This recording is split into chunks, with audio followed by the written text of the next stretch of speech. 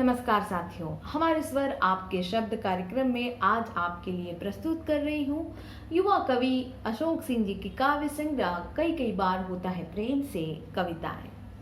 साथियों, ऐसा बहुत कम होता है जब हम कवि के बारे में और उनकी रचनाओं के बारे में वो भीतर तक जब हम उसको जानने समझने लगते हैं, और जब वो कवि की अपनी बात हो तो वो और ज़्यादा दिलचस्प हो जाता है।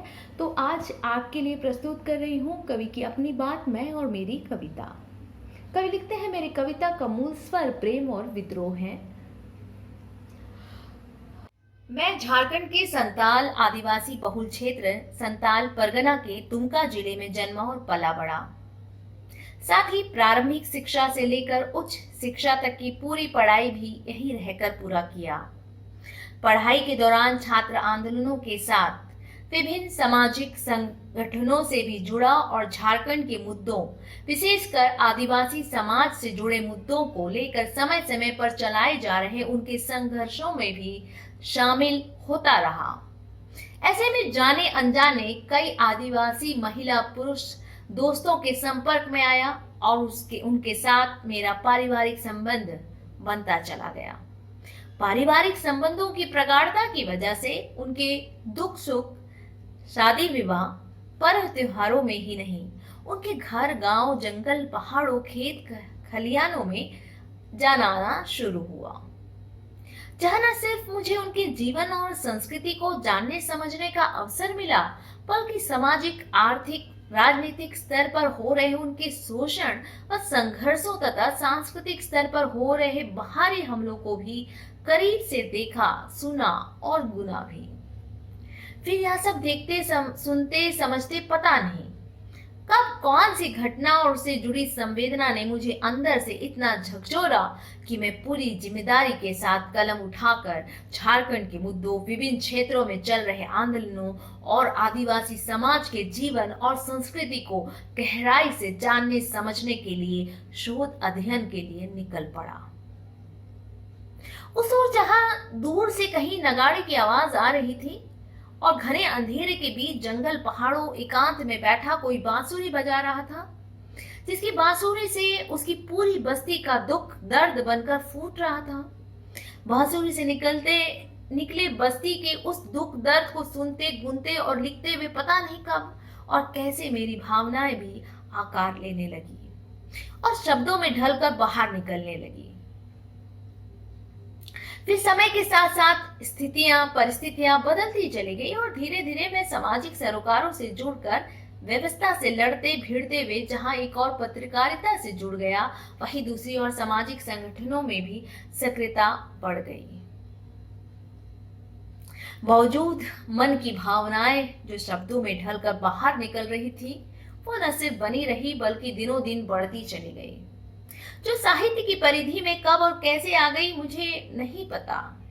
लिखने पढ़ने की यह गहरी अभिरुचि धीरे धीरे सामाजिक सांस्कृतिक सरोकारों से जुड़कर मेरी दिनचर्या में घुल मिल गई और एक समय ऐसा आया कि यह मेरी लेखक की प्रतिबद्धता में बदल गई।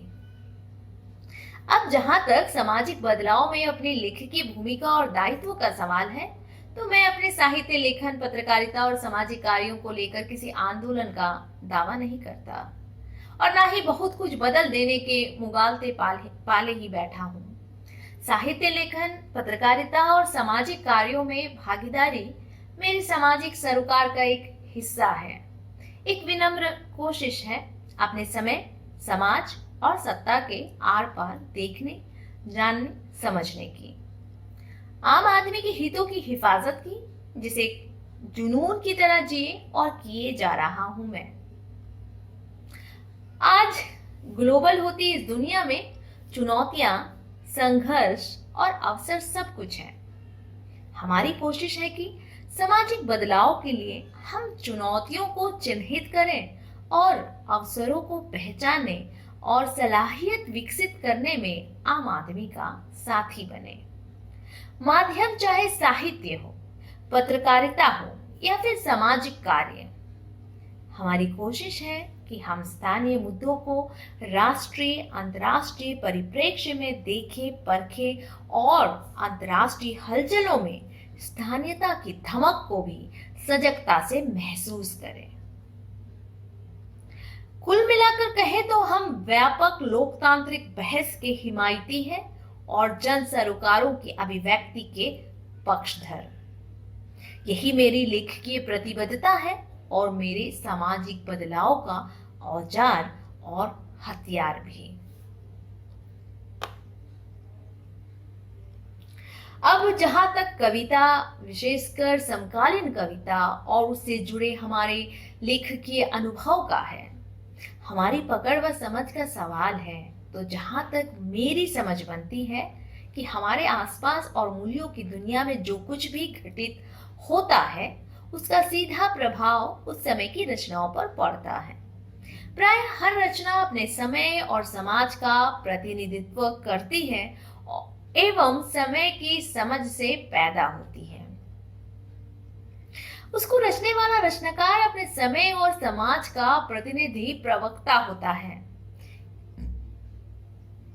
इसलिए आज वैश्वीकरण के इस दौर में लिखी जा रही समकालीन हिंदी कविताओं में प्रत्यक्ष अप्रत्यक्ष रूप से वैश्विक संवेदना का प्रभाव दिखाई देता है।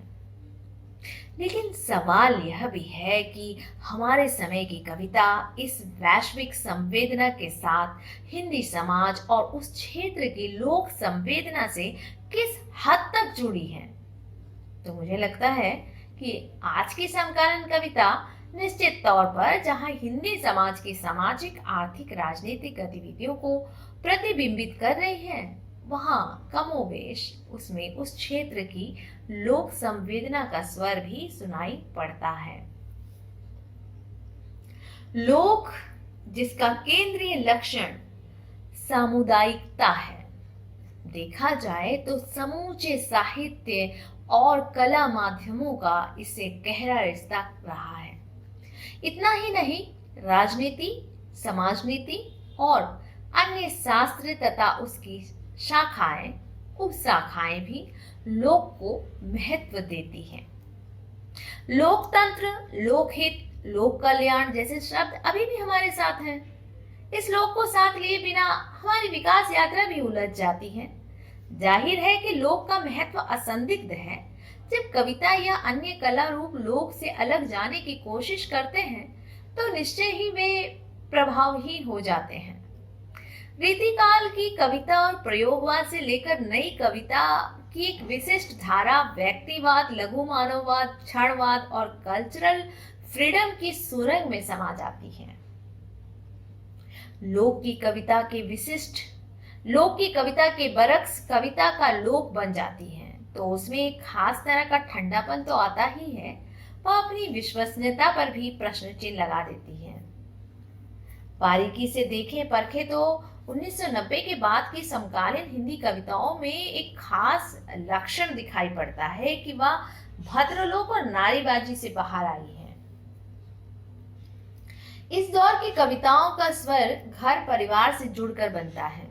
इसमें चीख चिल्लाहट, छीना झपटी जैसी स्थितियां लगभग थिराने लगती हैं और कविता लोक के विभिन्न उपादानों को अपने भीतर सहेजने लगती है और अपने आसपास को, अपने लोक को, अपने स्थानिक संसार को ज्यादा विश्वसनीयता और गरिमा के साथ उठाती है। इस दौर की कविताओं में हड़बड़ी नहीं है, लहजा शांत है और लोक भाषाओं और बोलियों की तरफ उनका ध्यान विशेष रूप से जाता है। देखा जाए तो इस दौर की कविता में कोई बड़बोलापन नहीं है और ना ही कोई दावा, ना कोई मुनादी। चिंता है तो सिर्फ इस बात की कि पृथ्वी को नष्ट होने से कैसे बचाया जाए, मानवीय रिश्तों को कैसे सही हासिल किया जाए, अपनी दुनिया को, अपने परिवेश को कैसे हासिल किया जाए। साफ है कि कविता में भद्रता नहीं है, बल्कि जो अपना है उसे अर्थवान बनाए जाने की बेचैनी है। अपनी जड़ों की ओर लौटने की प्रतिज्ञाएं हैं, अपनी भाषा और बोलियों में शरीक होने का उतावलापन है। आज अपनी बोलियों में शरीक होने की बेचैनी से लगता है कि कहीं ना कहीं वह भाषा में असहजता महसूस कर रही है। मेरा अनुभव रहा है कि भाषा में हमारी अभिव्यक्ति पूरी तरह नहीं खुलती। लेकिन बोली वाणी में हमारी अभिव्यक्ति ज्यादा सघन, ज्यादा तरल और प्राकृतिक होती है। जहाँ एक और भाषा में कृत्रिमता महसूस होती है, वही बोली वाणी में सरलता और सहजता महसूस होती है। यह भी गौरतलब है कि बोलियों का क्षेत्र भी सीमित या रूढ़ नहीं होता। एक बोली में उसके आसपास की कई बोलियां भी आ जाती हैं। भाषा अथवा बोली समय की परिस्थिति एवं जमाने के बदलावों के साथ अपना रूपांतरण करती है। जैसा कि इन दिनों संचार माध्यमों का हमारी भाषा और बोलियों पर प्रभाव देखा जा सकता है। भाषा और बोलियों में आधुनिकीकरण की यह प्रक्रिया लगातार समृद्ध एवं जनोन्मुखी होती है।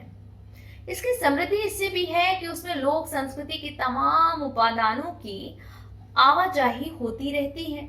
लोकगीतों की सहजता और संप्रेषणीयता में आज यह सब कुछ शिद्दत से देखा परखा जा सकता है। ऐसे में देखा जाए तो यह सच है कि आज बाजारवाद की इस दौर में रची जा रही कविताएं वैश्विक संवेदना के ज्यादा निकट है। पर सच यह भी है कि वह हिंदी समाज और उस क्षेत्र की लोक संवेदना से पूरी तरह कट नहीं गई है। उसमें लोक तत्व की उपस्थिति बनी हुई है। वैसे भी हिंदी क्षेत्रों और वहां की कविताओं में लोक को अभिव्यक्त करने की लंबी परंपरा रही है। यही वजह है कि आज भी वह अपने लोक को न केवल सहजता के रूप में बल्कि अपने तमाम जटिलताओं के साथ शिद्दत से दर्ज कर रही है, जिसकी छवियां इस दौर की समकालीन कविताओं में देखी जा सकती हैं।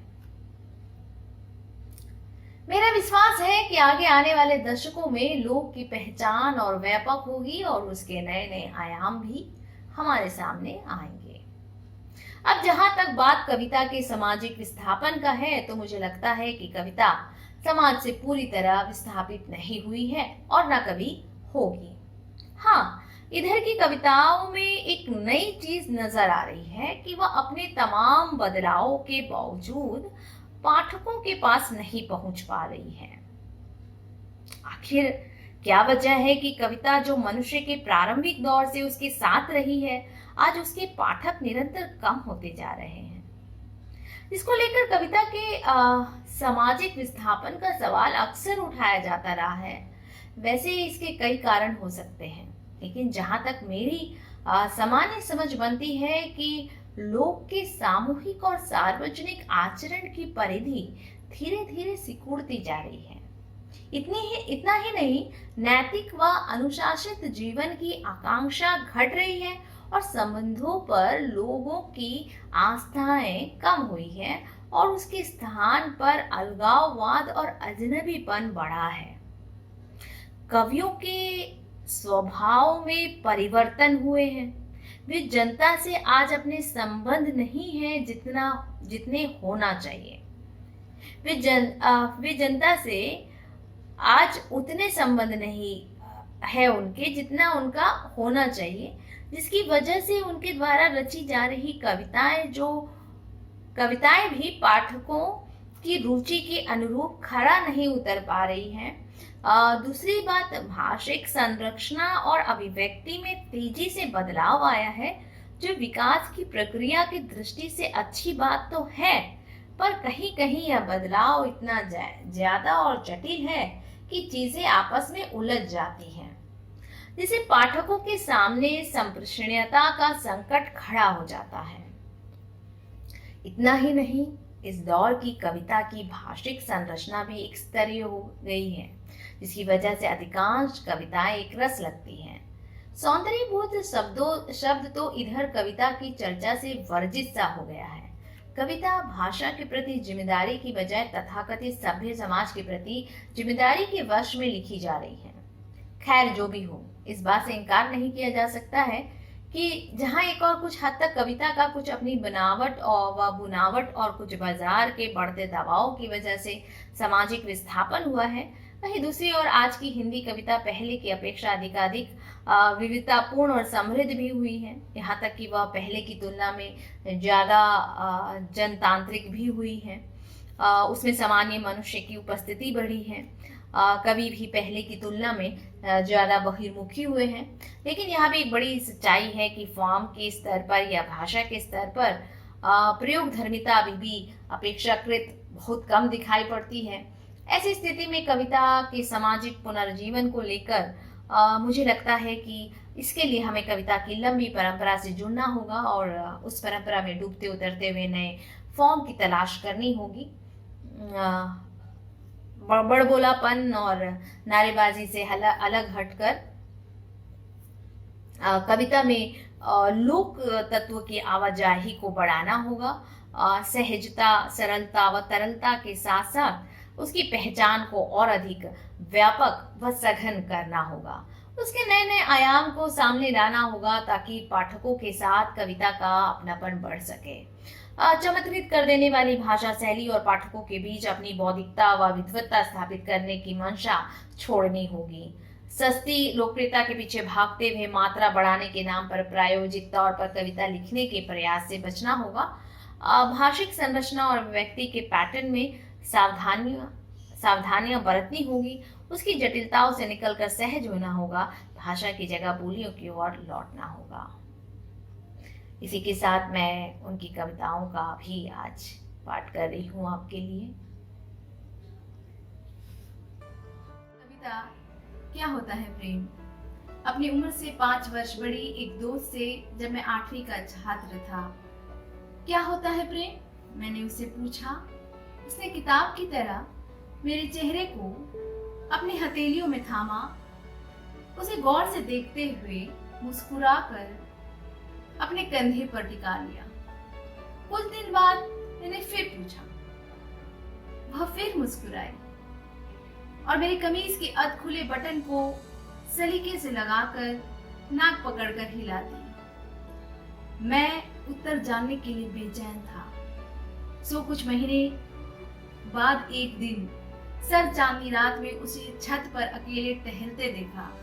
करीब गया और फिर जैसे ही पूछना चाहा वही सवाल, वो झटके से मेरे होंठ पर अंगुली रख दी और अपनी चादर उतार मेरे बदन पर रखते हुए चांद की ओर इशारा कर दी।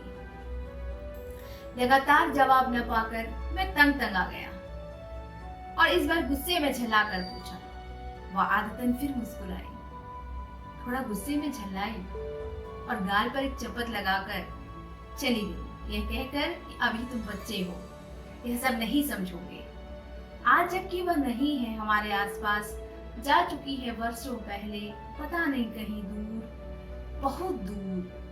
उम्र के इस 22वें पड़ाव पर खड़ा मैं दृढ़ ढूंढ रहा हूँ उसका कंधा। कविता माँ का ताबीज। माँ, मैं नहीं जानता तुम्हारी ताबीज में क्या है, इसके नफा नुकसान के बारे में भी नहीं जानता मैं, ना ही चाहता हूँ जानना भी। बावजूद मैं पहन रहा हूँ तुम्हारा दिया ताबीज, इसलिए नहीं कि मुझे इस पर विश्वास है, बल्कि इसलिए कि इस ताबीज पर टिका है तुम्हारा विश्वास। मैं ताबीज नहीं तुम्हारा विश्वास पहन रहा हूँ माँ, पहन रहा हूँ तुम्हारा विश्वास।